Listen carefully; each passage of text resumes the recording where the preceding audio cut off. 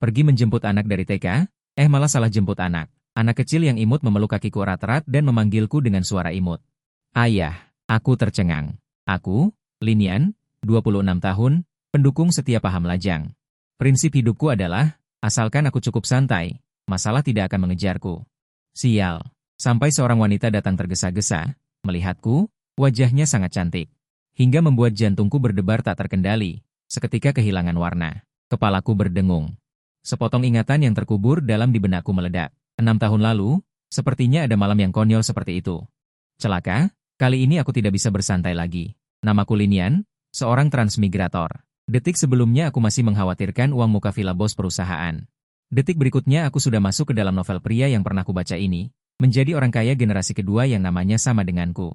Bagaimana dengan pemilik aslinya? Seorang playboy standar, mahir dalam segala hal tentang makan, minum, dan bersenang-senang. Tidak melakukan satupun pekerjaan serius, setengah ditinggalkan oleh keluarga, tunangannya Qin Rosway yang dijodohkan secara bisnis. Membatalkan pertunangan di depan umum, menjadi bahan tertawaan seluruh lingkaran. Akhirnya, karena tidak tahu diri, menyinggung tokoh utama pria, berakhir dengan nasib yang menyedihkan. Namun, sekarang tubuh ini adalah milikku. Aku membuka kilang anggur kecil di perkebunan pinggiran kota. Meneliti anggur putih, anggur kuning, arak beras, menyaksikan biji-bijian berubah menjadi cairan yang mempesona di bawah aksi mikroorganisme. Perasaan itu lebih menyenangkan daripada melihat harga saham perusahaan naik. Oh ya, aku juga punya asisten bernama Chen Yang, lulusan terbaik dari Harvard. Kurekrut dari Wall Street, dengan gaji tahunan 8 digit. Tugas utamanya adalah membantuku menangani semua hal yang tidak ingin kutangani. Misalnya, aku bangun setiap hari secara alami, berolahraga, melatih 8 pack dan otot V. Bukan untuk dipamerkan kepada siapapun. Misalnya, memesan restoran tersulit di dunia, atau ketika aku tiba-tiba ingin makan hidangan khas suatu tempat, segera mengatur pesawat pribadi untuk terbang ke sana. Hari ini, dia menerima tugas baru. Tuan Lin, panggilan dari Nona. Chen yang menyerahkan telepon dengan hormat. Nona, kakak perempuanku yang tidak berguna itu? Lin Sui, seorang wanita kuat yang tegas dan cepat, saat ini mengendalikan bisnis inti grup Lin. Juga satu-satunya orang di keluarga ini yang masih mau berbicara denganku. Halo, Kak.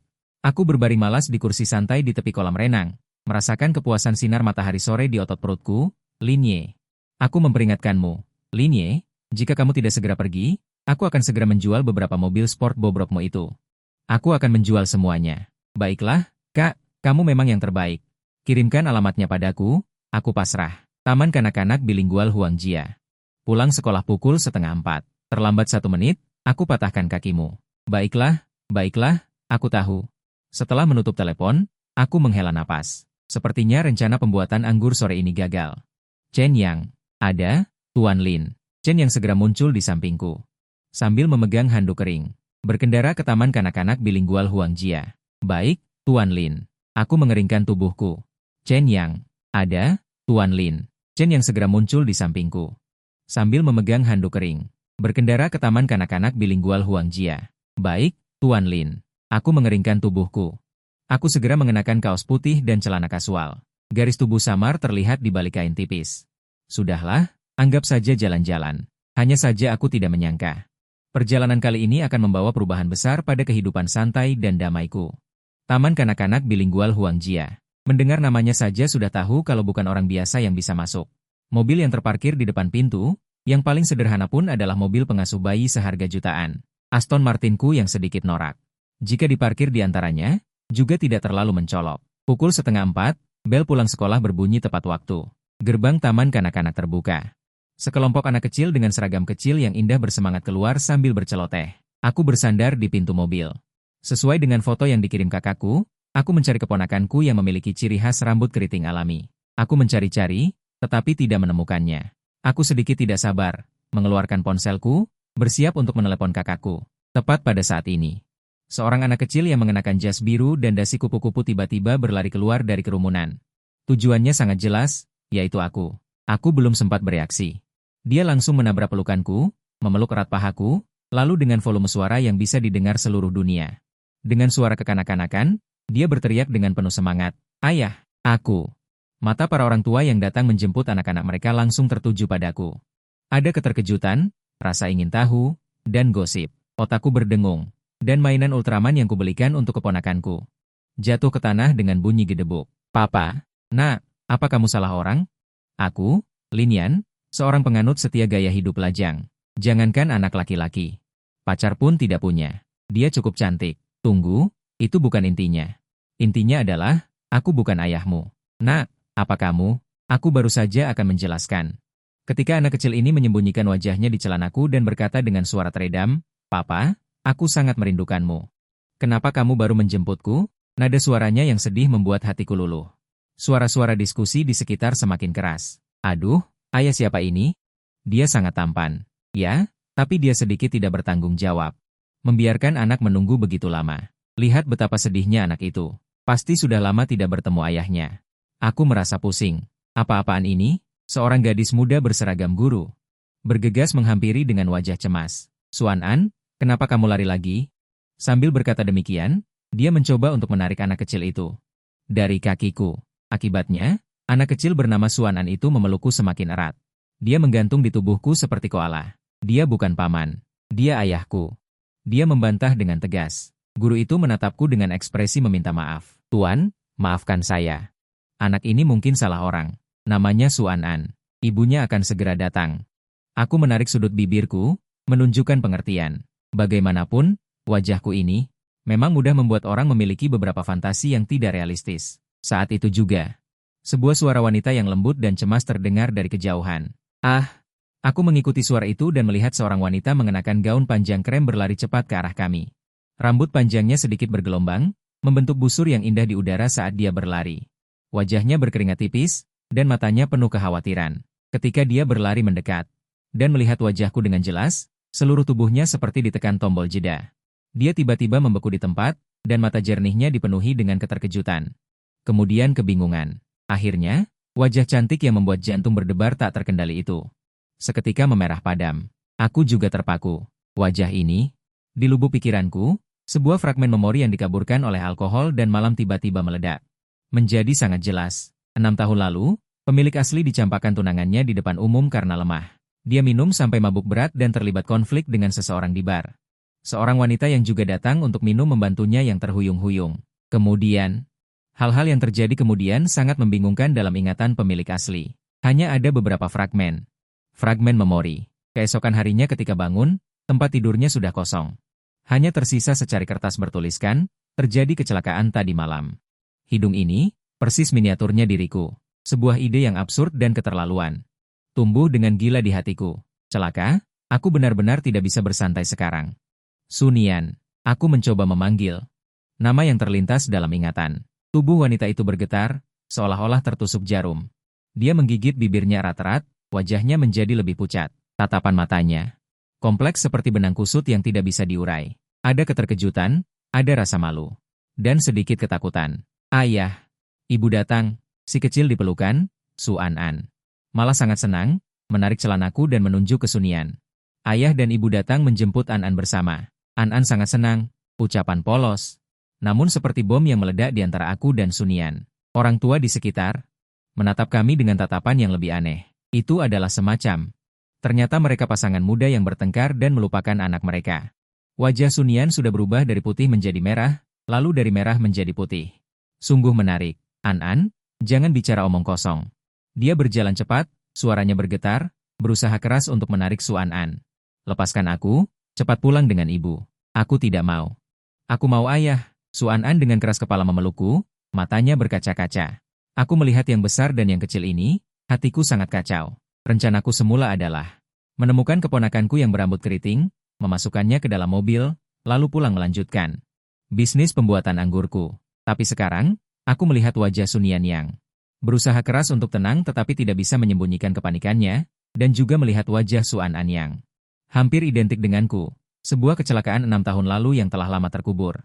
Tiba-tiba menjadi masalah kecil yang hidup, bisa menangis, bisa membuat keributan, dan memanggil ayah. Apa yang harus aku lakukan? Sesuai dengan alur cerita novel CEO yang dominan, aku seharusnya segera menangkap ibu dan anak ini, melakukan tes DNA, lalu melemparkan cek pada Sunian, agar dia membawa anaknya pergi sejauh mungkin.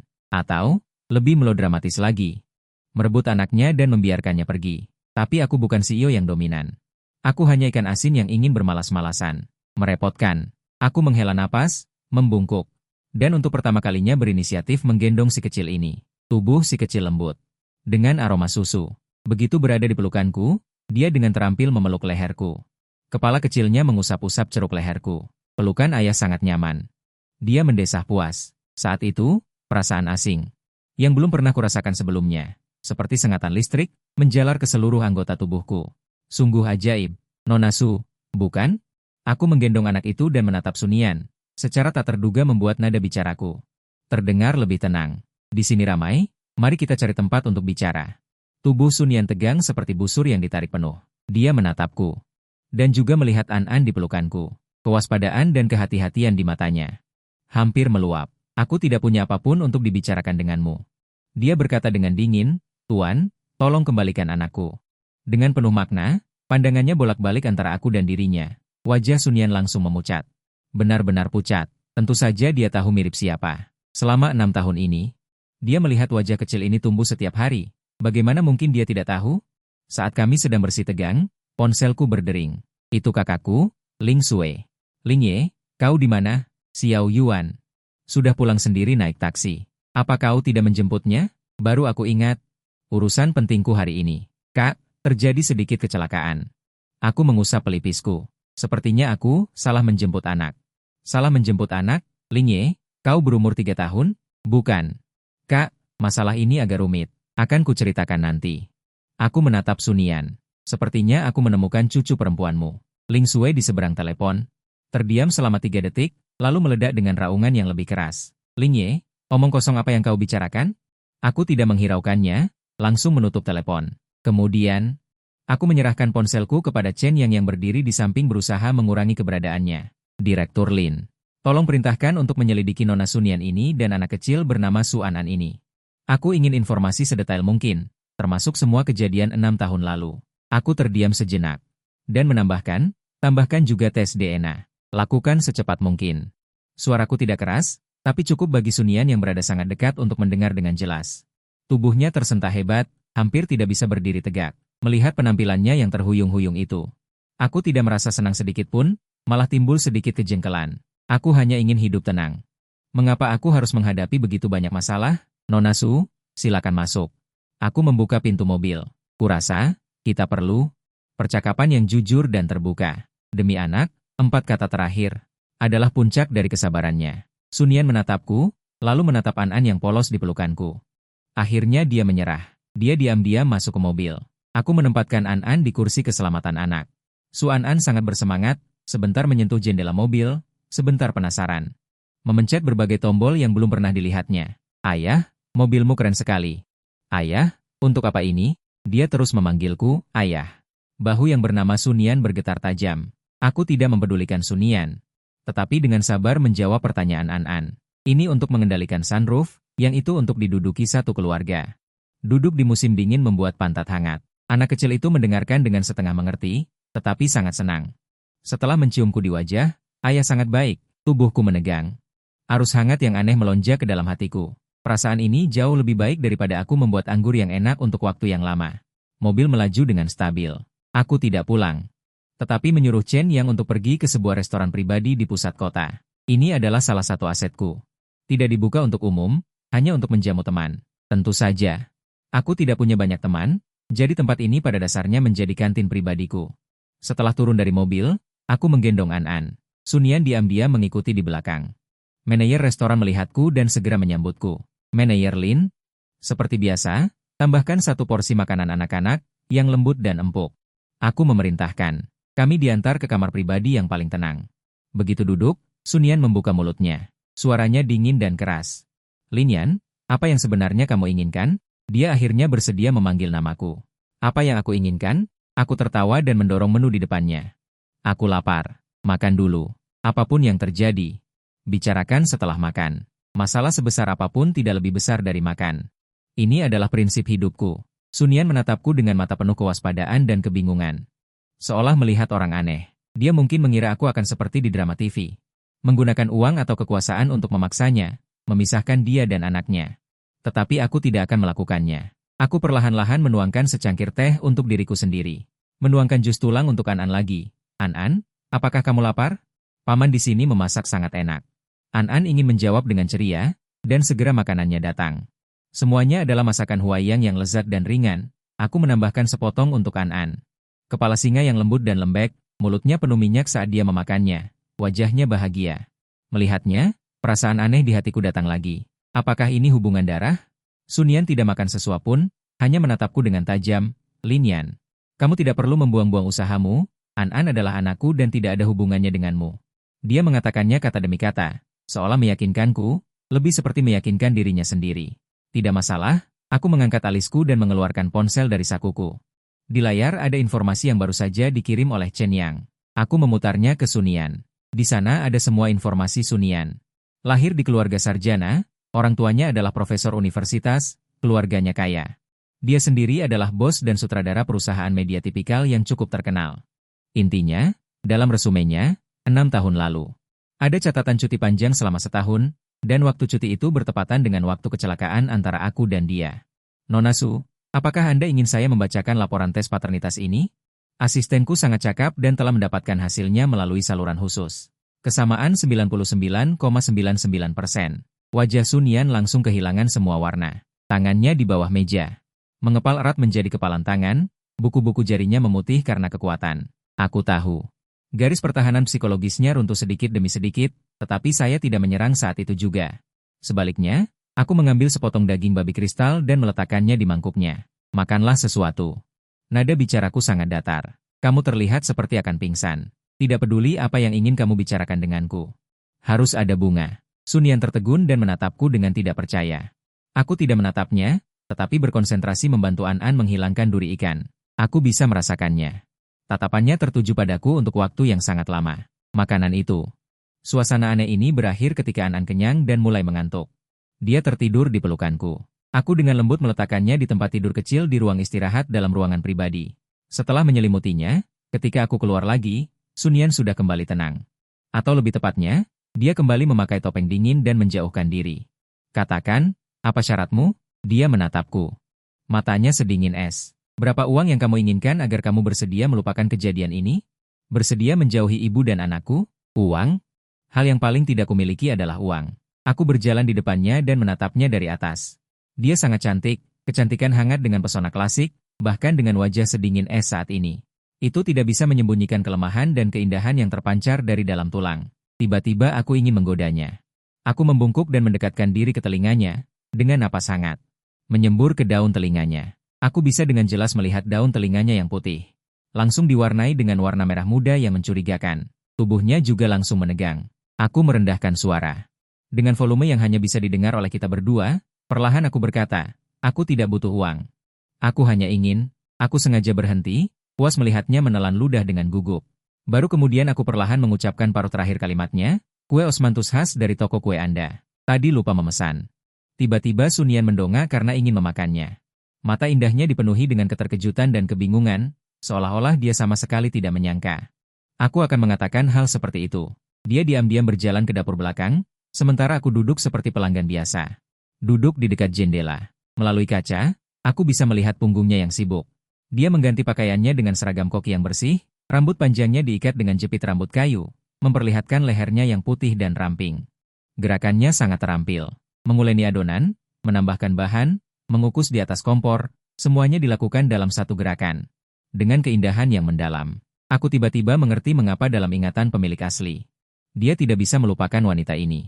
Dia memiliki kekuatan untuk menenangkan orang. Tepat ketika aku mengagumi kecantikan yang sedang memasak. Seorang tamu tak diundang memecah ketenangan ini. Sebuah Ferrari merah mencolok, dengan sikap yang sangat arogan. Berhenti di depan toko, menghalangi sebagian besar jalan. Pintu mobil terbuka, kaki jenjang yang panjang keluar. Mengenakan sepatu hak tinggi 10 cm, orang itu mengenakan setelan rok jas hitam yang dibuat khusus. Menonjolkan sosok yang menggairahkan, rambut bergelombang besar, dipadukan dengan riasan yang halus namun dingin. Auranya 2,8 meter, Qin Ruosue, mantan tunanganku. Dia berjalan ke toko seperti seorang ratu dengan sepatu hak tingginya. Tatapannya menyapu toko, dan akhirnya tertuju padaku, matanya penuh dengan penghinaan yang tidak disembunyikan. Dan penghinaan. Lin Yan, hanya ini pencapaianmu sekarang, di toko kecil yang tidak bermutu ini. Membuang-buang waktu, suaranya sama dingin dan kerasnya dengan orangnya.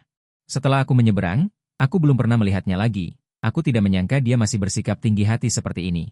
Aku terlalu malas untuk memperhatikannya, dan mengubah posisi yang lebih nyaman, bersandar di kursi.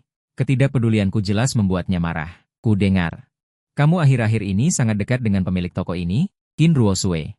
Melihat sekeliling, aku terlalu malas untuk memperhatikannya, dan mengubah posisi yang lebih nyaman. Bersandar di kursi. Ketidakpedulianku jelas membuatnya marah. Ku dengar, kamu akhir-akhir ini sangat dekat dengan pemilik toko ini? Qin Ruosue melihat sekeliling, rasa jijiknya di matanya semakin kuat. Ah, seorang wanita biasa dengan anak tiri, Lin Yan, seleramu semakin buruk. Alisku terangkat. Kamu boleh menghinaku, tapi tidak boleh menghina Sun Yan dan An. Apakah Direktur Qin sangat senggang hari ini? Aku akhirnya berbicara, dengan nada datar. Apakah perusahaan akan bangkrut, atau proyeknya direbut oleh pesaing lain? Ekspresi Qin Ruosue membeku. Bertemu dengan lawan yang kuat, ditekan di mana-mana, membuatnya sangat pusing. Kamu, Qin Ruosue terpukul di titik sakitnya, dan ekspresinya langsung berubah jelek. Dia mungkin tidak menyangka, sampah yang tidak berguna di matanya. Ternyata tahu betul tentang situasinya. Lin Yan, jangan senang dulu. Dia dengan cepat memulihkan ketenangannya dan mencibir. Kamu pikir aku tidak tahu apa yang kamu pikirkan? Ingin menggunakan wanita dan anaknya untuk mendapatkan simpati orang lain lagi? Aku beritahu padamu. Percuma saja, ayahmu sudah sepenuhnya menyerah padamu. Hampir saja aku tertawa terbahak-bahak. Jalan pikiran wanita ini benar-benar unik. Aku sangat puas dengan kehidupanku sekarang. Tidak perlu repot, aku puas. Qin Ruosue seperti mendengar lelucon terbesar. Puas dengan kehidupan yang tidak pasti ini? Lin Yan. Aku datang hari ini untuk memberimu kesempatan. Dia mengeluarkan sebuah dokumen dari tasnya dan melemparkannya ke atas meja. Ambil alih tanah ini, aku menginginkannya. Jalan ini akan segera digusur. Sekarang tinggalkan wanita ini, aku bisa memberimu sejumlah uang demi hubungan kita di masa lalu. Agar kau tidak perlu khawatir seumur hidupmu. Kalau tidak, dia berhenti sejenak. Matanya menjadi kejam. Jangan salahkan aku karena tidak mengingat masa lalu. Aku melihat dokumen di atas meja itu. Surat pernyataan niat penggusuran. Apa dia lupa nama jalan ini? Saat itu, Sun Yan membawa sepiring kue osmanthus panas mengepul keluar dari dapur belakang. Dia melihat Qin Ruosue, dan juga melihat dokumen di atas meja. Ekspresinya sedikit berubah. Direktur Qin, kenapa Anda datang ke sini? Dia jelas mengenal Qin Ruosue, tentu saja. Qin Ruosue cukup terkenal di dunia bisnis dan sering muncul di berita keuangan. Qin Ruosue meliriknya. Tatapannya seperti melihat seekor semut yang mengganggu. Selesaikan saja. Aku datang untuk memberitahumu. Tokomu harus tutup. Dia mengumumkan dengan arogan. Wajah Sun Yan menjadi pucat. Tapi dia tetap menegakkan punggungnya. Direktur Qin, Direktur Qin. Aku mengeluarkan ponselku dan mengirim pesan WeChat ke Chen Yang. Tanah di Shengan itu. Kita sudah menawarnya. Dan beritahu grup Qin bahwa jalan tempat Sun Yan berada ini milikku. Suruh mereka nyah. Setelah mengirim pesan, aku meletakkan ponselku di atas meja dan melanjutkan makan kue osmanthusku. Qin Ruosue melihatku dengan sikap ini. Dengan sikap tidak takut apapun, kilatan kekejaman muncul di matanya. Tapi dengan cepat digantikan oleh penghinaan yang lebih dalam. Gertakan kosong. Dia mendengus dingin. Berbalik dan hendak pergi. Lin Yan, kesabaranku ada batasnya. Semoga berhasil untukmu. Dia baru saja sampai di pintu ketika teleponnya berdering. Dia menjawab telepon. 30% lebih tinggi dari kami? Bagaimana mungkin? Dari mana mereka muncul? Apa? Jalan itu? Seluruh jalan itu adalah properti pribadi selama 0 tahun. Dia berteriak tanpa sadar dan menoleh dengan tiba-tiba. Menatapku dengan tatapan seperti melihat hantu. Aku mengangkat krim osmanthus di tanganku padanya. Menampilkan senyum cerah. Total Qin, hati-hati di jalan. Tidak usah diantar. Qin Ruosue pergi dengan putus asa. Ferrarinya yang sombong itu hampir menabrak tiang listrik di pinggir jalan ketika pergi. Terlihat betapa dia menderita secara mental. Seberapa besar dampaknya. Sun Yan berdiri di tempat, belum pulih dari kejadian yang baru saja terjadi. Menyalahkanku. Menyalahkanku untuk apa? Aku memasukkan potongan terakhir kue osmanthus ke dalam mulutku dan menyipitkan mata dengan puas. Kue osmanthusmu ini enak. Bisakah aku sering datang untuk makan di masa depan? Aku sengaja mengalihkan topik pembicaraan. Aku tidak ingin menjelaskan terlalu banyak padanya. Tentang grup Tiansheng, tentang keluh kesahku dengan Qin Ruosue. Aku hanya ingin makan sepotong kue dengan tenang. Sun Yan menatapku dengan ekspresi tidak berperasaan ini. Bibirnya bergerak. Pada akhirnya, dia tidak bertanya apapun. Dia hanya diam-diam membereskan meja, tetapi matanya sesekali melirik ke arahku. Dengan emosi kompleks yang tidak bisa aku mengerti, aku akan muncul tepat waktu setiap sore. Memesan sepoci teh, sepiring makanan ringan, lalu mencari tempat di sudut. Membaca buku atau melamun. Sun Yan secara bertahap terbiasa dengan keberadaanku, dari kewaspadaan dan keterasingan di awal. Sebuah pemahaman diam-diam yang aneh terbentuk di antara kami. Dia tidak menanyakan masa laluku, dan aku tidak menyebut masa depan anak itu. Kami seperti dua orang asing paling biasa yang bertemu selama waktu minum teh sore. Tetapi keberadaan An-An ditakdirkan bahwa kami tidak bisa menjadi orang biasa. Sore ini, aku membolak-balik buku tentang pembuatan anggur pada dinasti Song. Teleponku tiba-tiba berdering. Itu panggilan dari Sun Yan. Suaranya membawa nada menangis. Penuh dengan kepanikan dan ketidakberdayaan. Lin Yan, bisakah kamu datang? Ini rumah sakit. An-An dia demam tinggi. Hatiku berdebar kencang. Jangan khawatir, aku akan segera sampai. Aku meraih kunci mobil dan bergegas keluar. Aku bahkan lupa menyapa Chen Yang. Aku bergegas ke rumah sakit secepat kilat. Ibu dan anak itu ditemukan di ruang gawat darurat. Anak itu terbaring di ranjang rumah sakit, wajah kecilnya memerah karena demam. Bibirnya pecah-pecah, terbaring lemas tak berdaya. Sun Yan duduk di sampingnya dengan mata merah bengkak dan wajah pucat. Seluruh tubuhnya tampak goyah. Bahu Sun Yan ditepuk pelan, jangan takut, semuanya akan baik-baik saja. Suaraku tidak keras, namun membawa kekuatan yang menenangkan. Bahu Sun Yan sedikit bergetar di telapak tanganku. Setelah beberapa saat, dia perlahan menjadi tenang, dan semua yang terjadi selanjutnya. Jadi mudah, aku menelepon Chen Yang, 10 menit kemudian. Direktur rumah sakit kota secara pribadi bergegas ke ruang gawat darurat. Tuan Lin, mengapa Anda datang? Anda tidak memberitahu saya sebelumnya. Direktur itu tersenyum menjilat, anakku sakit. Aku mengangkat bulu mata. Direktur itu tertegun, lalu segera bereaksi, dan segera mengatur kamar VIP terbaik dan tim ahli pediatri terbaik. Dari ruang gawat darurat hingga ke ruang perawatan, semuanya berjalan begitu cepat. Sun Yan tertegun melihat pemandangan yang terasa seperti adegan dalam film. Mungkin selama hidupnya dia tidak pernah membayangkan berobat ke dokter akan serumit ini. Hari sudah larut malam ketika akhirnya tenang. Si kecil sudah diinfus, demamnya sedikit mereda dan tertidur dengan tenang. Sun Yan menjaganya di sisi tempat tidur tanpa beranjak. Pembuluh darah merah di matanya membuat hatiku sakit. Pergilah istirahat, aku akan menjaganya di sini. Aku berkata, tidak perlu, aku baik-baik saja. Dia menggelengkan kepalanya, suaranya serak, dengarkan aku, dengan nada seorang anggota keluarga. Tak diragukan lagi. Jika kamu tidak istirahat, bagaimana kamu akan merawat An-An? Ada ruang istirahat di sebelah. Aku berkata, Sun Yan, sebentar lagi. Mungkin karena nadaku terlalu keras, atau mungkin dia benar-benar sudah tidak tahan lagi. Sun Yan ragu sejenak, lalu akhirnya mengangguk. Hanya aku dan yang tertidur di bangsal.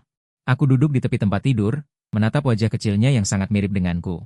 Hatiku tiba-tiba terasa berat, aku awalnya berpikir bahwa anak itu bagiku akan menjadi masalah besar, tetapi ketika dia benar-benar sakit, ketika aku melihat kepanikan Sun Yan, aku baru menyadari bahwa hatiku jauh lebih lembut dari yang kukira. Aku bahkan sedikit menyukai perasaan dibutuhkan ini. Aku tidak tahu berapa lama. Aku merasa siksaan itu hilang. Dia mungkin terlalu lelah, napasnya teratur dan panjang. Bulu mata yang panjang, menjatuhkan sedikit bayangan di bawah matanya, aku bisa mencium ujung rambutnya. Aroma sampo yang samar, sangat harum, tubuhku menegang. Secara tidak sadar aku ingin menghindar, tapi melihat wajahnya yang lelah saat tidur, akhirnya aku tidak bergerak. Aku hanya duduk diam, membiarkannya bersandar padaku. Di luar jendela, malam semakin pekat. Di kamar rumah sakit, lampunya hangat. Saat ini, hatiku yang mendambakan ketenangan. Sepertinya telah menemukan pelabuhan untuk berlabuh. Penyakit An-An datang dengan cepat. Dan sembuh juga dengan cepat. Dalam 3 hari ini, di bawah tim medis terbaik. Aku hampir tidak pernah meninggalkannya. Bermain, bercerita, menidurkannya. Aku, yang bahkan belum pernah berkencan, ternyata sangat ahli dalam melakukan semua ini. Tanpa kecanggungan sedikit pun, bahkan aku sendiri merasa tidak percaya. Tatapan Sun Yan padaku juga mengalami perubahan halus dalam 3 hari ini. Mulai dari kewaspadaan awal, hingga persetujuan diam-diam, ketergantungan, dan sekarang ada kelembutan yang tidak bisa aku pahami. Pada hari keluar dari rumah sakit, aku pergi untuk mengurus formalitas. Sun Yan sedang membereskan barang-barang di kamar rumah sakit. Chen yang masuk dengan membawa setumpuk dokumen. Lin Zong, semuanya sudah selesai. Perjanjian pengalihan hak milik jalan tua tempat Nian Si Xuan berada. Sekarang seluruh jalan berada di bawah nama Anda.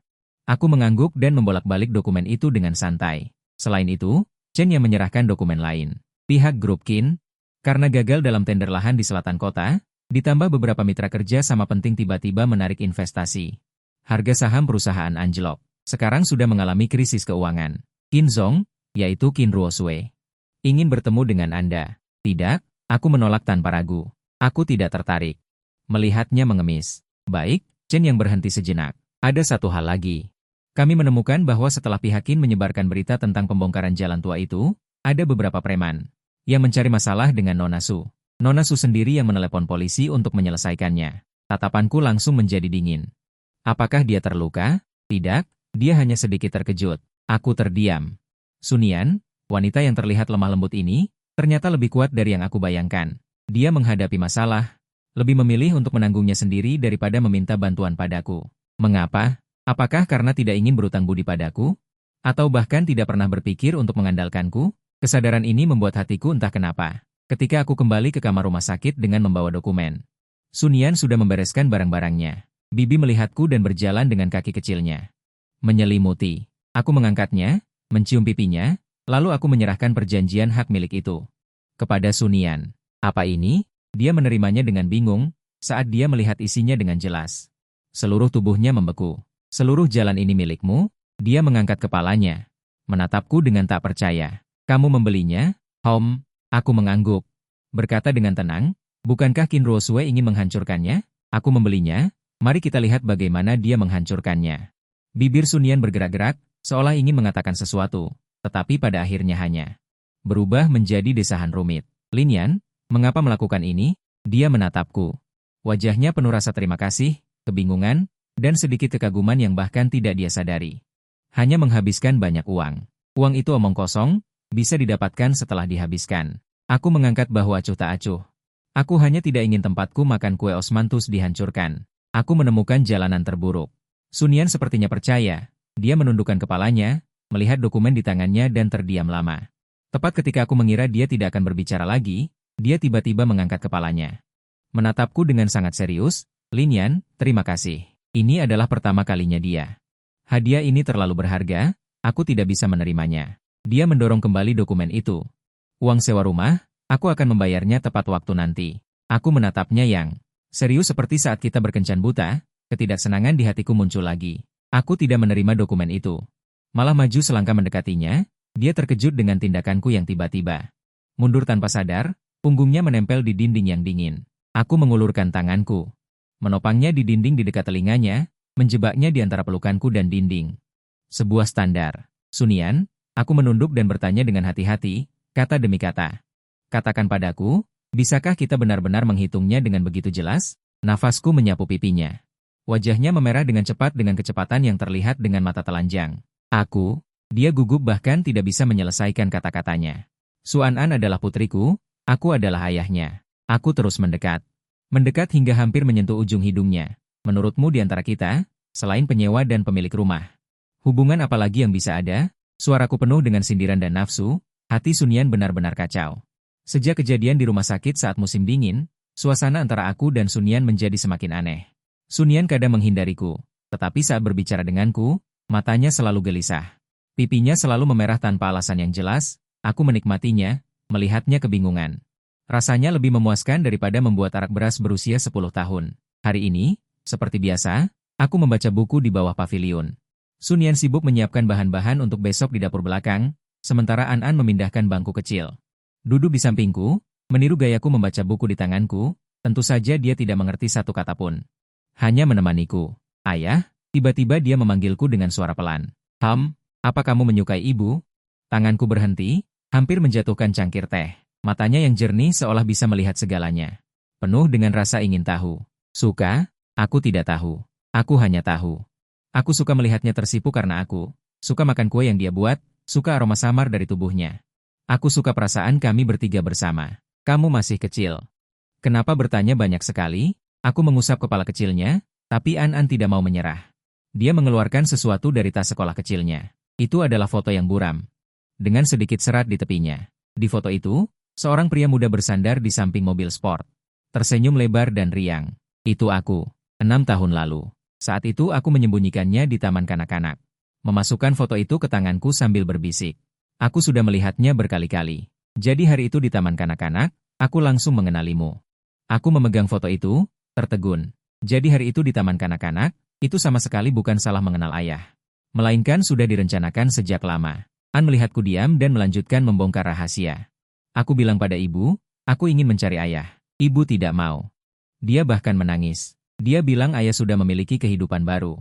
Kita tidak boleh mengganggunya. Anak kecil itu berkata, matanya juga memerah. Tapi aku ingin ayah. Ayah di foto tersenyum begitu bahagia. Ayah, apa yang aku lakukan benar? Ibu terlalu bodoh. Setelah dia berpikir jernih. Untuk mencarimu, aku sudah harus masuk sekolah dasar. Jantungku. Rasanya seperti digenggam lembut oleh tangan yang hangat, sedikit asam dan gatal. Aku melihat foto di tanganku, lalu melihat si kecil yang berusaha keras mencari ayahnya. Tiba-tiba aku mengerti kontradiksi dan perjuangan Sun Yan. Dia bukannya tidak cinta, tapi cintanya terlalu rendah hati, terlalu hati-hati. Dia sendirian, diam-diam menjaga rahasia ini, menjaga anak ini.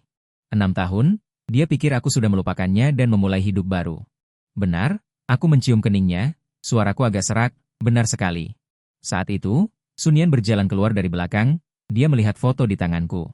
Juga mendengar percakapanku dengan An-An, wajahnya langsung pucat pasi. An-An, dia ingin mengatakan sesuatu. Namun suaranya bergetar. Mama, maaf, aku tidak sengaja membohongimu. An-An melepaskan diri dari pelukanku, berlari ke sisinya, memegang tangannya. Tapi aku sangat merindukan ayah. Sun Yan menatap An-An, lalu menatapku, air matanya seperti mutiara yang putus talinya. Terus mengalir ke bawah, dia menangis, menangis seperti anak kecil tak berdaya. Aku berjalan mendekat, memeluk ibu dan anak itu bersama-sama. Pertama kalinya merasakan detak jantungku dengan sangat jelas, jangan menangis, mulai sekarang, ada aku. Setelah rahasia itu terungkap, lapisan kertas jendela di antara kami bertiga. Bisa dibilang sudah benar-benar ditembus, Sun Yan tidak lagi sengaja melanggar kebaikanku padanya. Meskipun masih malu, tapi ada sedikit ketergantungan dan ketenangan yang belum pernah ada sebelumnya di matanya. An-An bahkan secara terbuka menjadi perekat antara aku dan Sun Yan. Hari ini dia bilang ingin pergi ke taman hiburan. Besok dia bilang ingin pergi ke oceanarium. Dan harus bersama ayah dan ibu, kehidupan santaiku. Diatur dengan jelas, tapi aku sama sekali tidak merasa kesal, malah menikmatinya. Jauh lebih menarik, asistenku Chen Yang, sekarang selain membantuku mengurus urusan perusahaan. Ada satu pekerjaan baru lagi, menyusun rencana liburan keluarga, mulai dari pemesanan tiket hingga pemilihan restoran. Hingga rute perjalanan, dia mengatur semuanya dengan baik, sangat profesional, teliti, dan tanpa celah. Aku sangat curiga, dia diam-diam mendaftar kelas pelatihan ibu emas, hari ini Chen yang memberiku dokumen lagi. Aku sangat curiga dia diam-diam mengikuti kelas pelatihan ibu juara. Hari ini, Chen yang memberiku lagi sebuah dokumen. Undangan berlapis emas, perjamuan amal tahunan yang diselenggarakan oleh grup Lin sementara. Nona muda secara khusus menginstruksikan, berharap Anda dapat menghadiri perjamuan amal grup Lin. Ini adalah acara besar di lingkaran itu, banyak tokoh terkenal berkumpul. Di tahun-tahun sebelumnya, pemilik aslinya ada sebagai bahan tertawaan. Setelah saya pindah, saya belum pernah pergi sekalipun. Tidak pergi, saya malas bersosialisasi, tidak menarik. Nona muda berkata, jika Anda tidak pergi, dia akan menghentikan semua kartu Anda. Chen yang menyampaikan kemarahan dengan wajah tanpa ekspresi. Kakakku ini benar-benar semakin tahu bagaimana cara mempengaruhiku. Dan, Chen yang berhenti. Menambahkan bahwa salah satu penyelenggara perjamuan adalah grup Kingxi, Qin Ruosui juga akan hadir. Qin Ruosui, aku menyipitkan mata. Setelah itu, grup Kingxi mengalami kemerosotan. Qin Ruosui berusaha menyelamatkan kemerosotan itu dengan mencari bantuan di mana-mana, tetapi selalu menemui jalan buntu. Perjamuan amal kali ini mungkin adalah kesempatan terakhirnya. Ingin menggunakan perjamuan untuk menarik hubungan. Bangkit kembali. Saya tiba-tiba berubah pikiran, bantu saya menyiapkan 3 set gaun. 1 untuk saya, 1 untuk wanita, dan 1 untuk anak-anak. Chen yang tertegun. Kemudian menunjukkan senyum mengerti. Baik, Tuan Lin, jamin untuk menyelesaikan perjamuan tepat waktu. Saya mengenakan setelan jas hitam buatan tangan yang pas dan muncul dengan semangat di pintu masuk ruang perjamuan. Sun Yan mengenakan gaun panjang putih bulan yang saya pilihkan untuknya. Roknya dihiasi dengan mutiara-mutiara kecil. Menampilkan temperamennya yang lembut, seperti peri di bawah bulan. Dia jarang berpakaian begitu formal. Agak tidak nyaman, tangannya memegang erat lenganku.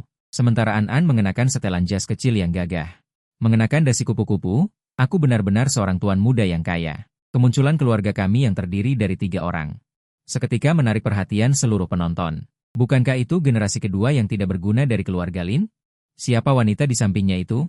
Cukup cantik, hanya saja belum pernah melihatnya.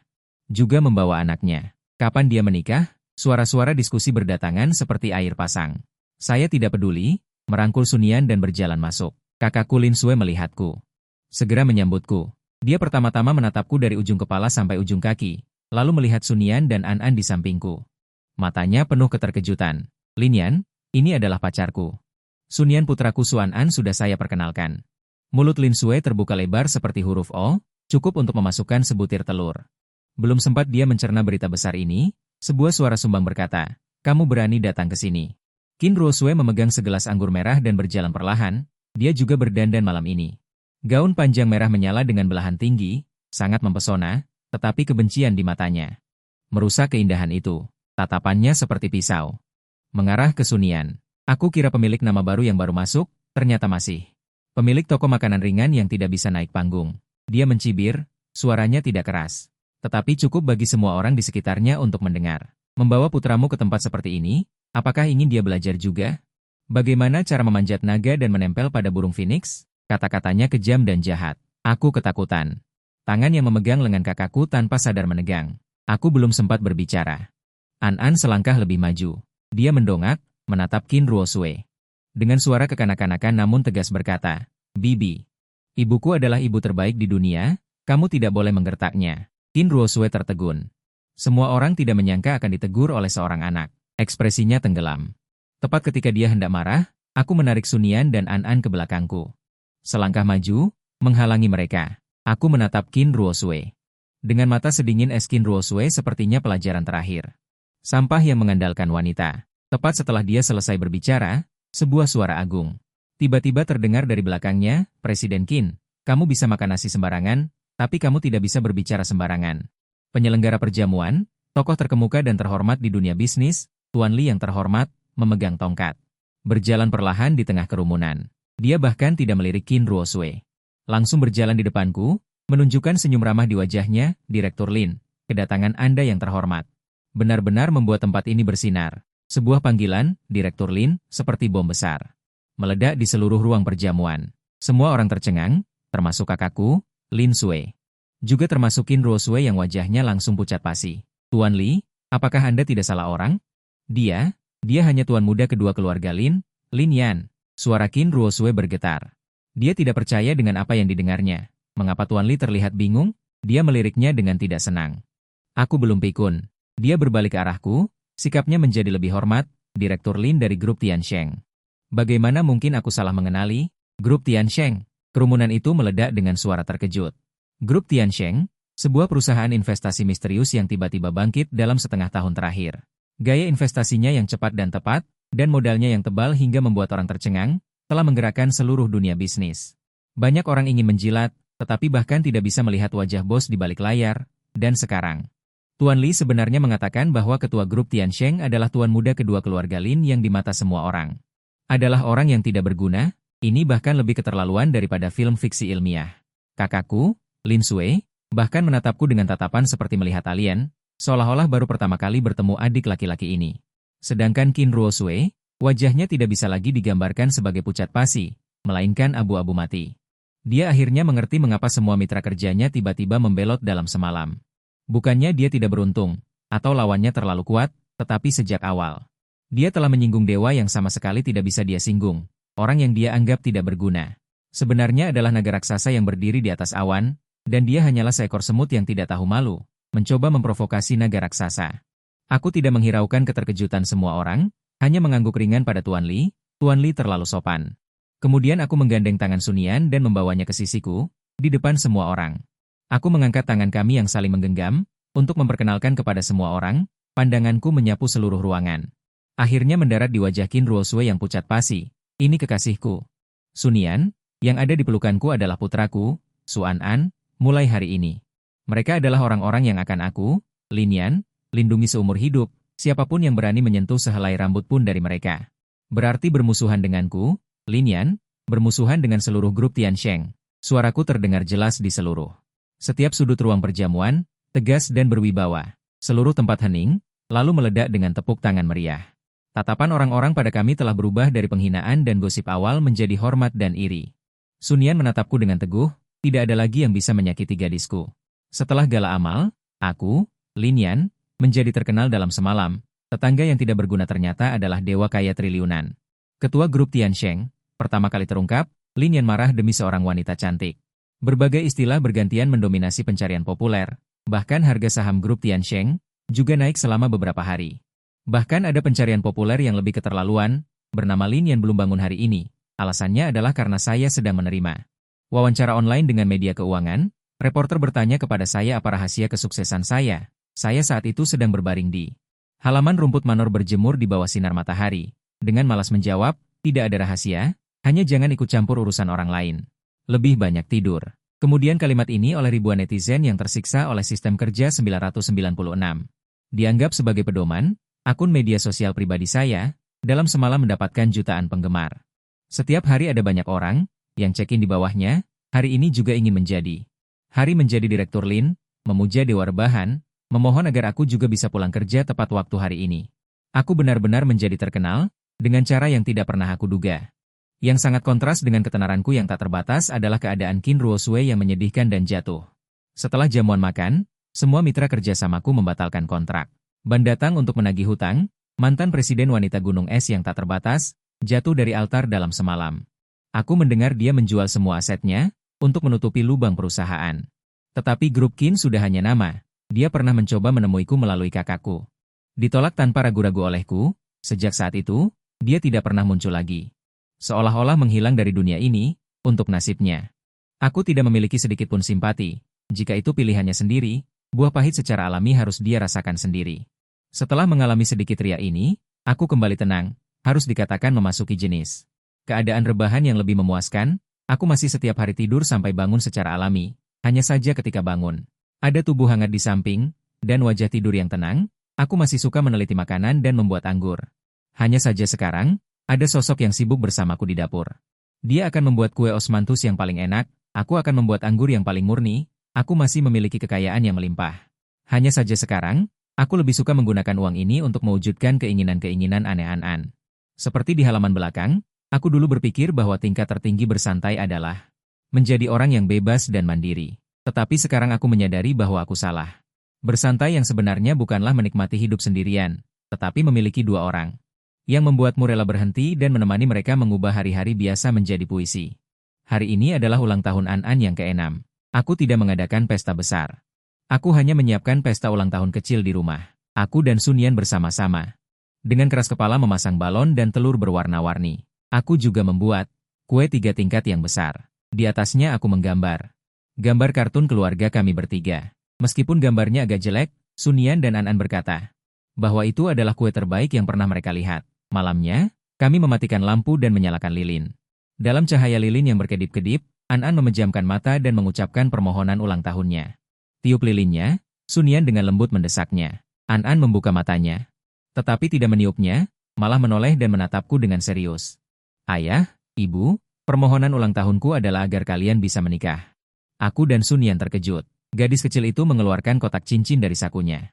Saat dibuka, aku menatap Sunyan. Di bawah cahaya lilin, pipinya memerah indah. Mata yang selalu membawa sedikit rasa malu itu, saat ini menatapku tanpa berkedip. Di dalamnya ada ketegangan, harapan, dan juga cinta yang penuh. Tiba-tiba aku tersenyum. Aku menerima cincin dari tangan An, lalu berlutut dengan satu kaki di depan gadisku. Sunyan, aku menggenggam tangannya. Telapak tangannya sedikit berkeringat. Aku orang yang malas, dan juga takut akan masalah. Dalam rencana hidupku, tidak pernah ada kata menikah. Tetapi bertemu denganmu, bertemu dengan An, membuatku menyadari bahwa ternyata diatur oleh seseorang. Dan direpotkan adalah hal yang sangat membahagiakan. Aku tidak tahu bagaimana mengatakan kata-kata cinta yang indah.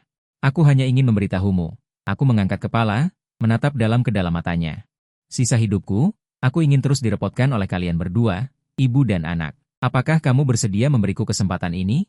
Air mata Sunyan sekali lagi jatuh tanpa terkendali, tapi kali ini adalah air mata kebahagiaan. Dia tidak berbicara, hanya dengan kuat.